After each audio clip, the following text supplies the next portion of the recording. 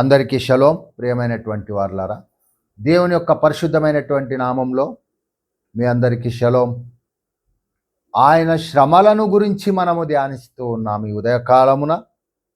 కాబట్టి ఆ యొక్క శ్రమలలో ఒక భాగము, ఆ రోమా సైనికులు ఆయన చేతిలో రెల్లునిచ్చి యూదుల రాజా నీకు శుభమని చెప్పి ఆయనను అపహసించి ఆ యొక్క రెల్లుతో వారు కొట్టారు ఆయన. రండి ఆ యొక్క వాక్యమును మనము ధ్యానిస్తాం. ఉదయకాలమున మత్తయి సువార్త 27వ అధ్యాయం 29వ వచనమును. ముండ్ల కిరీటమును అల్లి ఆయన తలకు పెట్టి ఒక రెల్లు ఆయన కుడి చేతిలో ఉంచి ఆయన ఎదుట మోకాళ్ళుని యూదుల రాజా నీకు శుభమని ఆయనను అపహసించారు, ఆయనను అవమానించారు. అవును ప్రియమైనటువంటి దేవుని యొక్క సంగమా, ఆయన చేతిలో ఇవ్వబడినటువంటి ఆ యొక్క రెల్లు దేనికి సాదృశ్యముగా ఉన్నది? ప్రార్థన చేసుకుందాం. ప్రార్థించుకొని ఆ యొక్క రెల్లును గురించి వాక్యం ఏం తెలియచెప్తుందో దానిని విందాం. ప్రార్థించుకుందాం. పరలోకమందున్న మా తండ్రి, నాయన మీ మహిమగల పాదములకు కృతజ్ఞతాస్తుతులు, స్తోత్రములు, వందనములు. మత్తయి సువార్త 27వ అధ్యాయం 29వ వచనము. నాయన యాషువా మెస్సయ వారి చేతిలో ఉంచబడినటువంటి ఆ యొక్క రెల్లును గురించి పరిశుద్ధాత్మ ద్వారా తెలియచెప్పి మీరే మహిమ ఘనత ప్రభావములు పొందమని విజ్ఞాపన చేసి నజరేడైన యాషువా మెస్సయ నామములో అడిగి స్తుతించి వేడుకొంచున్నాం తండ్రి, ఆమేన్. అవును ప్రియమైనటువంటి దేవుని యొక్క సంగమ, ఆయనను అవమానించారు, అపహసించారు ఆయనను. 27వ అధ్యాయం 29వ వచనంలో ముండ్ల కిరీటమును ఆయన అల్లారు. ముండ్ల కిరీటం గురించి మనం ధ్యానించాం. ఆయన తలకు పెట్టి ఒక రెల్లు ఆయన కుడి చేతిలో ఉంచారు. ఏమిటి ఆ రెల్లు? అది కర్ర కాదు, అది కర్ర కాదు. ఎక్కడిది ఈ రెల్లు? ఏమిటి ఈ రెల్లు? కాబట్టి ఆయన చేతిలో ఉంచబడినటువంటి రెల్లు మార్కు సువార్త 15వ అధ్యాయం 19వ వచనం. మరియు రెల్లుతో ఆయన తల మీద కొట్టి ఆయన మీద ఉమ్మివేసి మోకాళ్ళుని ఆయనకు నమస్కరించిరి. మార్కు సువార్త రాస్తూ వస్తున్నారు. లూకా సువార్తలో వివరించబడలేదు, యోహాను సువార్తలో వివరించబడింది. అవును ప్రియమైనటువంటి దేవుని యొక్క సంగమ, ఆ జమ్ములో పెరిగేటువంటిది ఆ యొక్క రెల్లు. తడి నేలలో ఆ నీళ్లలో పెరిగేటువంటిది, ఆ జమ్ములో పెరిగేటువంటిది ఆ యొక్క రెల్లు. బలహీనమైనటువంటిది ఆ యొక్క రెల్లు. ఆ యొక్క రోమా సైనికులు ఆయనను అపహసిస్తూ ఉన్నారు. నీవు రాజువు కదా, ఇదిగో నీకు కిరీటము అని ముళ్ళ కిరీటమును ఆయన తలకు పైగా పెట్టారు. నీవు రాజువు కదా, నీవు ప్రధాన యాజకుడివి కదా, నీకు అధికారం ఉండాలని ఆ యొక్క ఊదారంగు వస్త్రమును ఆయనకు కప్పారు. ఆయనను అపహసిస్తూ హేళన చేస్తూ ఉన్నారు. నీవు రాజువు కదా, నీ చేతిలో రాజదండం ఉండాలి, ఇదిగో నీ రాజదండము అని ఆ యొక్క జమ్ములో పెరిగేటువంటి ఆ యొక్క రెల్లును ఆయన చేతికిచ్చి ఆ రెల్లుతో ఆయనను కొట్టారు. తలపై కొట్టి ఆ రెల్లును ఆయన చేతిలో ఉంచి ఆయనను అవమానపరుస్తూ ఉన్నారు. ఇది ఆయన ఎదుర్కొనినటువంటి ఆ యొక్క శ్రమ. అవును ప్రియమైనటువంటి దేవుని యొక్క సంగమ, ఆ రెల్లు గురించి ఏమి వ్రాయబడింది లేఖనములో చూద్దాం ఈ ఉదయకాలమున. యెషయా గ్రంథము 49వ అధ్యాయం 7వ వచనము. ఇశ్రాయేలు విమోచకుడునో పరిశుద్ధ దేవుడునగు యెహోవా మనుష్యుల చేత నిరాకరింపబడిన వాడును. చూడండి, యెషయా గ్రంథము 49వ అధ్యాయం 7వ వచనంలో రాయబడి ఉన్నది. ఇశ్రాయేలు విమోచకుడు ఎవరు? యాషువా మెస్సయ వారు, ప్రభు అయినటువంటి యాషువా మెస్సయ వారు.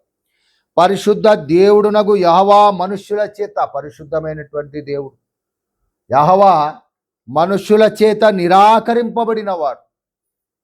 శాస్త్రులు, పరిసయ్యులు, యూదా మత పెద్దలు, తర్వాత పిలాతు, రోమా సైనికులు, ఇశ్రాయేలు జనము వారందరి చేత నిరాకరింపబడిన వాడు.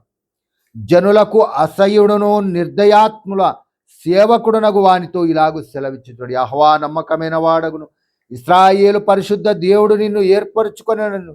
రాజులు గ్రహించి లేచెదరు, అధికారులు నీకు నమస్కరించెదరు. అవును ప్రియమైనటువంటి వారులారా, ఆయన గురించి ముందుగానే యెషయా గ్రంథము 49వ అధ్యాయం 7వ వచనంలో రాయబడినటువంటి ప్రకారం ఆయన నిరాకరింపబడినవాడు. కాబట్టి యొక్క మార్కు స్వార్త 15:9లో ఆయన రాజు అని వివరిస్తూ ఉన్నది. యెషయా గ్రంథం 49:7 రాజుగా ఆయనను చూపిస్తూ వస్తున్నాడు. కాబట్టి రాజులు గ్రహించి లేచెదరు, అధికారులు నీకు నమస్కారం చేసేదరు. ఈ లేఖనము వారు అపహాస్యము చేస్తున్నారు ఆయనను. మార్కు స్వార్త 15:19లో మరియు రెల్లుతో ఆయన తల మీద కొట్టి, ఇదిగో రాజా, యూదుల రాజా, నీ రాజదండము అని జమ్ములో పెరిగేటువంటి ఆ యొక్క రెల్లును తీసుకొని వచ్చి ఆయన చేతిలో ఉంచి ఆ రెల్లుతో ఆయనను కొట్టి ఆయన మీద ఉమ్మివేసి మోకాళ్ళుని ఆయనకు నమస్కారం చేసి హేళన చేస్తూ ఉన్నారు. బురద లేకుండా జమ్ము పెరుగునా, నీళ్లు లేకుండా రెల్లు మొలచునా?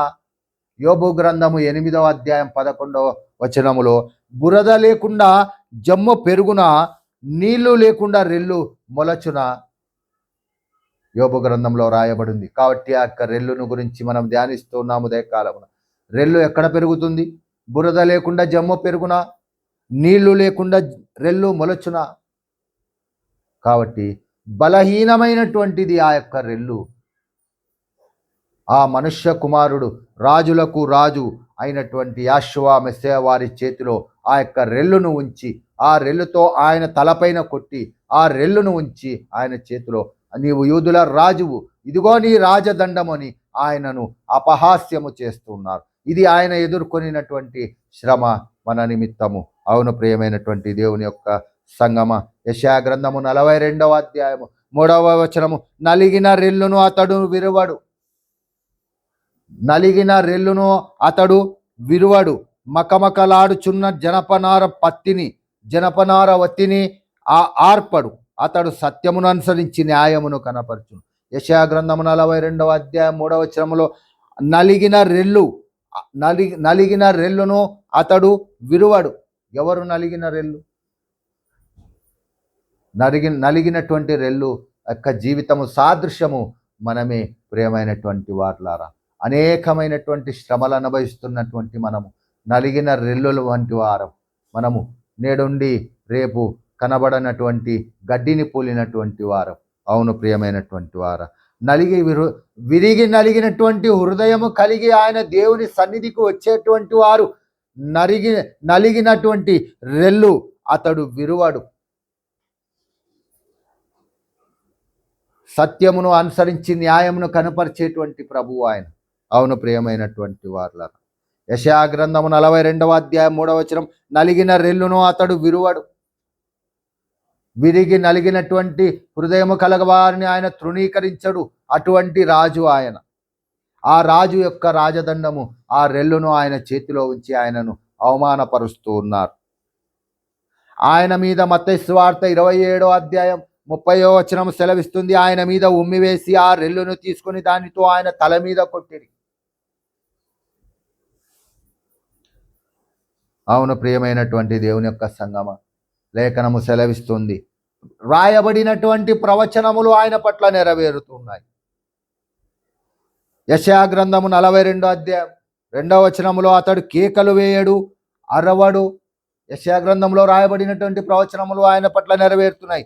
అతడు కేకలు వేయడు, అరవడు, తన కంఠస్వరము వీధిలో వినపడనీయడు. వారు అంత అవమానపరుస్తున్నా కూడా ఆయన అరవలేదు, ఆయన కేకలు వేయలేదు, ఆయన శబ్దము వీధిలో వినపడలేదు. అవును దేవుని యొక్క సంగమ, 42వ అధ్యాయం 3వ వచనం, నలిగిన రెల్లును అతను విరువడు, మకమకలాడుచున్న జనపనార వత్తిని ఆర్పడు, అతడు సత్యము అనుసరించి న్యాయము కనపరచును. భూలోకమున న్యాయము స్థాపించు వరకు అతడు మందగిలడు, నలుగుడు పడడు. ద్వీపములు అతని బోధ కొరకు కనిపెట్టును. ఇది ప్రభు అయినటువంటి యెహోవా మెస్సీయ వారి గురించి రాయబడినటువంటి యొక్క ప్రవచనం. ఈ దినమున కూడా ఆ వాక్కు కొరకు ద్వీపములు సహితము భూమి మీద ఉన్న సకల దేశములు ఆయన వాక్కు కొరకు ఎదురు చూస్తూ ఉన్నాయి. అవును ప్రియమైనటువంటి వారులారా. కాబట్టి నలిగినటువంటి రెల్లును ఆయన చేతిలో ఉంచి అవమానపరిచారు. రాజా, ఇదిగో నీ రాజదండము, రాజా, ఇదిగో నీ రాజదండము అని ఆయనని హేళన చేస్తూ ఉన్నారు. యెహోవా మెస్సియా వారికి ఎక్కడిది రాజదండం? హెబ్రీయులకు రాసిన పత్రిక 1వ అధ్యాయం 8వ వచనంలో, కానీ తన కుమారుని గురించి అయితే, దేవా, నీ సింహాసనము నిరంతరము నిల్చున్నది, నీ రాజదండము న్యాయార్థమైనది. ముందుగానే వ్రాయబడి ఉంది, ఆయన రాజదండము న్యాయార్థమైనది. అవును ప్రియమైనటువంటి వాళ్ళ, ఈ రెల్లును గురించి ఇన్ని లేఖనాలు ఉన్నాయి. మత్తయి సువార్త 11వ అధ్యాయం 7వ వచనంలో, వారు వెళ్ళిపోచుండగా యెహోషువ యోహానును గురించి యోహానును గురించి యెహోషువ వారు సెలవిస్తున్నారు. జన సమూహంతో ఇలాగు చెప్పసాగరు, మీరేమి చూచుటకు వెళ్ళితిరి? అరణ్యములోనికి వెళ్ళితిరి. మీరేమి చూచుటకు అరణ్యములోనికి వెళ్ళితిరి? గాలికి కదులుచున్న రెల్లున మరి ఏమి చూడ వెళ్ళితిరి? గాలికి కదులుచున్నటువంటి రెల్లును చూడ వెళ్ళితిరా? అంత బలహీనమైన, గాలికి కూడా కదిలేటువంటి బలహీనమైనటువంటిది ఆ యొక్క రెల్లు. ఆ రెల్లు గురించి పరిశుద్ధ గ్రంథంలో ఇన్ని లేఖనాలు సెలవిస్తూ వస్తూ ఉన్నాయి. అవును ప్రియమైనటువంటి దేవుని యొక్క సంగమ, అటువంటి రెల్లును ఆయనకు యూదుల రాజు ఈయన అని ఆయన చేతిలో ఉంచి హేళన చేస్తున్నారు. రోమా సైనికులు ఆయనను యూదుల రాజు అని పరిహసించడానికి ఆ యొక్క ఘట్టం, ఆ యొక్క సన్నివేశం, వారు ఆయనను హేళన చేస్తూ వస్తూ ఉన్నారు. ఆయన రాజదండము అధికారమునకు, శక్తికి మరియు స్థిరత్వానికి చిహ్నముగా ఉన్నది. యెహోవా మెస్సియా యొక్క ఆ రాజదండము, క్రొత్త నిబంధనలో ఆయన రాజదండము అధికారము కలిగిన రాజదండము, శక్తి కలిగినటువంటి స్థిరమైనటువంటి ఆ యొక్క స్థిరత్వానికి గుర్తుగా ఆయన రాజదండం ఉన్నది. కానీ ఆ యొక్క రెల్లు దేనికి సాదృశ్యంగా ఉన్నది? బలహీనతకు, అస్థిరతకు, తృణీకారానికి చిహ్నము. ఆయన తృణీకరింపబడినవాడు, ఆయన బలహీనుడని వారు అవమానిస్తూ ఉన్నారు. వారు ఆయన అస్థిరుడని, ఆయనతో ఎవరూ లేరని వారు అవమానిస్తూ ఉన్నారు. కాబట్టి ఇందులో ఉన్నటువంటి మూడు ఆత్మీయ అర్థాలు మనం ఈ ఉదయకాలమున తెలుసుకుందాం. కాబట్టి నలిగిన రెల్లును ఆయన విరువడు. యెషయా గ్రంథము 42:3 ప్రకారము మెస్సియా వారు నలిగిన రెల్లును వాడిన అదే రెల్లు ఆయన కనికరాన్ని సూచిస్తుంది. ఆయన నలిగిపోయాడు, రెల్లులా నలిగిపోయాడు. ఆ రెల్లు దేనిని సూచిస్తుంది? ఆయన కనికరమును సూచిస్తూ ఉన్నది. అవును ప్రియమైనటువంటి దేవుని సంగమ, పాపము చేత నలిగిపోయినటువంటి యొక్క మానవాళిని ఆయన ప్రేమతో హత్తుకుంటాడు. ఆయన క్షమాపణ దయచేశాడు. ఆయన తన అధికారాన్ని చూపెట్టలేదు. ఆయన తన అధికారాన్ని వదులుకున్నాడు. కాబట్టి విశ్వమంతటిని పాలించేటువంటి ఆయన యొక్క రాజదండము మూగబోయింది. మన కొరకు, మన రక్షణ కొరకు బలహీనమైనటువంటి రెల్లును వారు ఆయన చేతిలో ఉంచారు. అవును ప్రియమైనటువంటి వారులారా, ఆయన తృణీకరింపబడినటువంటి రాజుగా కనబడుతూ వస్తూ ఉన్నాడు.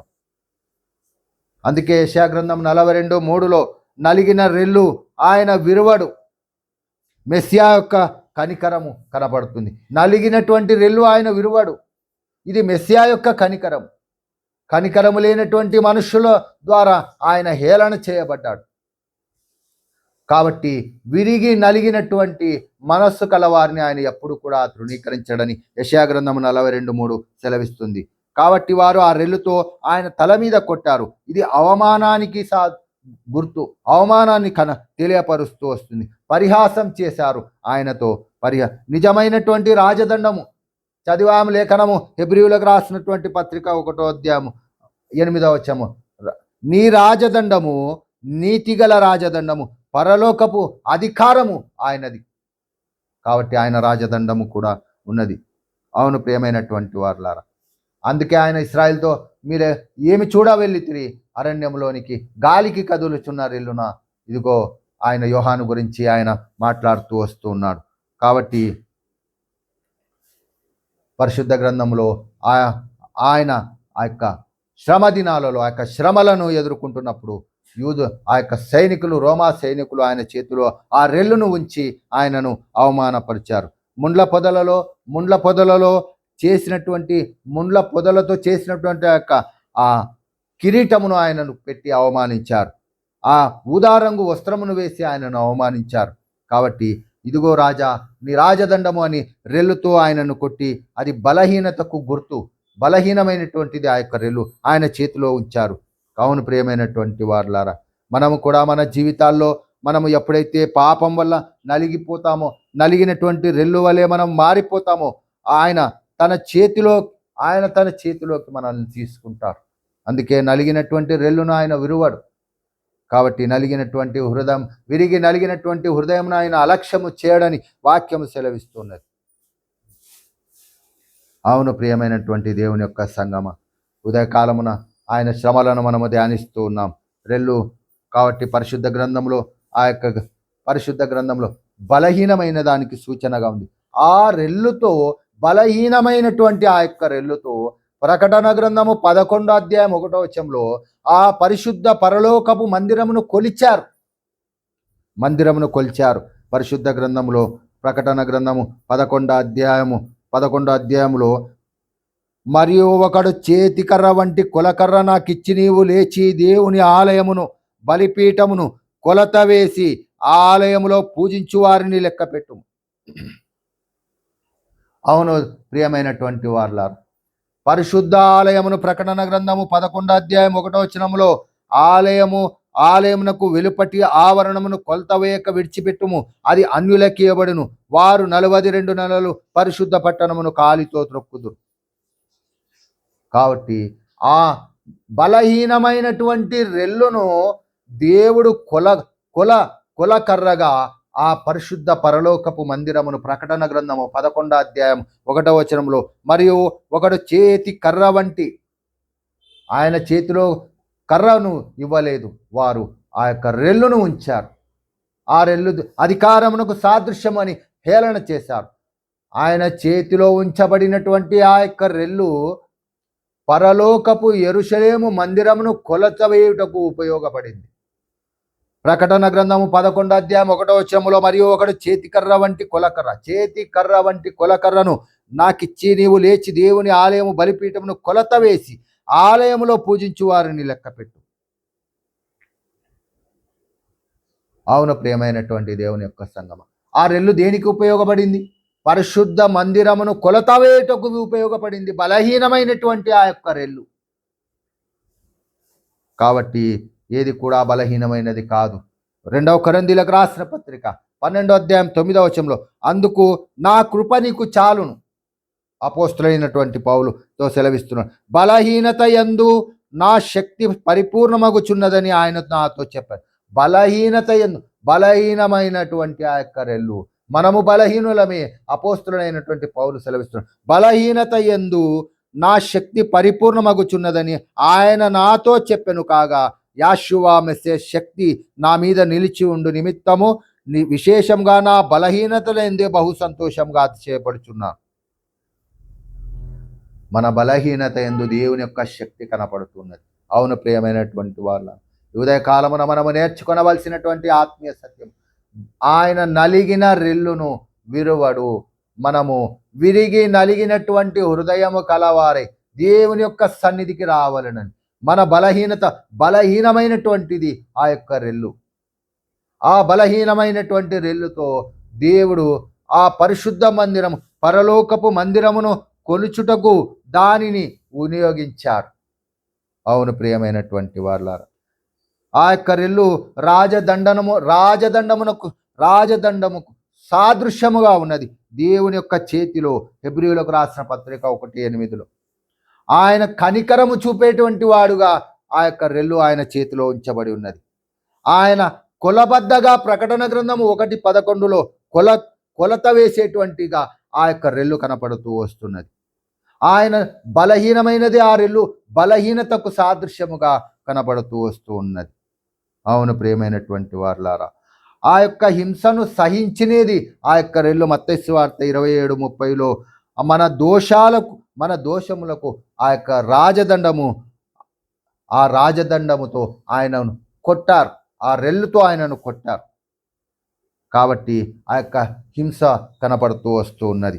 ఆ అస్థిరమైనటువంటిది ఆ యొక్క రెల్లు అని లేఖనము సెలవిస్తుంది. ఫిలిప్పీయులకు రాసిన పత్రిక 2:8 సర్వాధికారి అయి ఉండి కూడా ఒక సామాన్యమైన రెల్లు పట్టినంతగా రెల్లుతో ఆయన పట్టుకొని తనను తాను తగ్గించుకున్నాడు. అవును ప్రియమైనటువంటి దేవుని యొక్క సంగమ, విధేయత చూపించాడు ఆయన. యెషయా గ్రంథం 53:7 మౌనముగా ఆ రెల్లు పట్టుకునడం ద్వారా ఆయన ఆ యొక్క మౌనమైనటువంటి సహనాన్ని ఆయన భరించాడు. సహనముగా ఆ యొక్క సాదృశ్యముగా ఉంది సహనం, ఆయన యొక్క సహనం విమోచనకు సాదృశ్యముగా ఉన్నది ఆ యొక్క రెల్లు. గలతీయులకు రాసిన పత్రిక 3:13 లోకపు శాపానికి ఆ యొక్క ముండ్లకు బదులుగా రెల్లు మనకు ఆశీర్వాదంగా ఆయన తలకు ముళ్ళ కిరీటం ధరించాడు. ఆ యొక్క రెల్లు ఆశీర్వాదముగా పరిశుద్ధ గ్రంథములో పాత నిబంధన నిర్గమకాండంలో ప్రధాన యాజకులు ఆ యొక్క సుగంధ సంభారములను ప్రోక్షించుటకు ఆ యొక్క రెల్లును వాడారు. అవును ప్రియమైనటువంటి వారు, కాబట్టి అటువంటి రెల్లు వంటి జీవితం మనది. అందుకే యెషయా గ్రంథము 42 నిత్యత్వము, కీర్తనల గ్రంథము 45:6 ఈ లోకపు రెల్లు అధికారం గతించిపోతుంది, కానీ ఆయన రాజ్యము నిరంతరం నిలిచి ఉంటుంది. ఈ లోకపు రెల్లు అధికారమునకు సాదృశ్యము, ఆయన చేతిలో అధికారమునకు సాదృశ్యం. కాబట్టి ఈ లోకపు అధికారము నశించిపోతుంది, కానీ దేవుని యొక్క రాజ్యం నిరంతరం నిలిచి ఉంటుంది. ఆ రెల్లు మనకు సాదృశ్యం. నలిగిన రెల్లును ఆయన విరువడు. విరిగి నలిగినటువంటి హృదయం కలవారే దేవుని యొక్క సన్నిధికి రండి అని వాక్యం సెలవిస్తూ ఉన్నది. కాబట్టి మనము సాదృశ్యముగా ఉన్నాం. కాబట్టి ముండ్ల కిరీటము ఆయనకు ధరించారు, ఆ ఊదారంగు వస్త్రమును ధరించారు. కాబట్టి నలిగిన రెల్లును ఆయన చేతిలో ఉంచారు. యూదుల రాజా నీకు శుభమని ఆయనను హేళన చేశారు. కాబట్టి నలిగిన రెల్లు ఆయన చేతిలో రాజదండమునకు సాదృశ్యముగా ఉన్నది. ఆ రాజదండము బలహీనతకు సాదృశ్యముగా ఉన్నది. ఎందుకంటే ఆయన బలహీనుడుగానే ఈ యొక్క లోకంలో ఆయన అవమానాన్ని, హేళనను, శ్రమలను ఎదుర్కొన్నారు. మనం కూడా బలహీనులమే. కాబట్టి నలిగిన రెల్లును ఆయన విరువడని యెషయా గ్రంథము 42 సెలవిస్తున్నది. మనము కూడా రెల్లు వంటి జీవితం మనది. ఆ రెల్లు జమ్ములో, నీళ్లలో, బురదలో పెరుగుతుంది. కాబట్టి అస్థిరమైనటువంటి మన జీవితాలు, బలహీనమైనటువంటి మన జీవితాలు, రెల్లును పోలినటువంటి మన జీవితాలు దేవుడు ఎప్పుడు కూడా తృణీకరించడు. కాబట్టి మనము బలవంతులమని అనుకుంటామేమో, కాదు. మనము దేవుని యొక్క కృప చేత ఈ భూమి మీద మనం నడవబడుతూ ఉన్నాం. అవును ప్రియమైనటువంటి దేవుని సంగమ, రేపటి ఉదయకాలం కూడా మరి యొక్క శ్రమను గురించి ధ్యానించుదాం. కాబట్టి ఈ దినమున ఆ రెల్లు గురించి పరిశుద్ధాత్మ దేవుడు వాక్యం ద్వారా తెలియచెప్పినందుకు దేవుని మహిమగల పాదములకు కృతజ్ఞతాస్తుతులు చెల్లిస్తూ మరి యొక్క శ్రమను ధ్యానించుటకు రేపు ఉదయకాలమున ఆయన కృప చూపి ఉండగా ఆయనకు కృతజ్ఞతాస్తుతి చెల్లిస్తూ మీ అందరి గురించి విజ్ఞాపన చేస్తూ, మీ అందరి గురించి ప్రార్థన చేస్తూ, మీ అందరికీ దేవుడు నెమ్మదిని, సమాధానమును, ఆశీర్వాదమును, దీవెనను మీ గృహములలో ఆశీర్వాదకరముగా దేవుడు మీ యొక్క చేతి పనులను స్థిరపరిచి ఆయన నెమ్మదిని, సమాధానం దయచేయమని తండ్రికి విజ్ఞాపన చేస్తూ అనుదినము మీ అందరి ఎదుట సెలవు తీసుకుంటున్నాను. అందరికీ షలోమ్.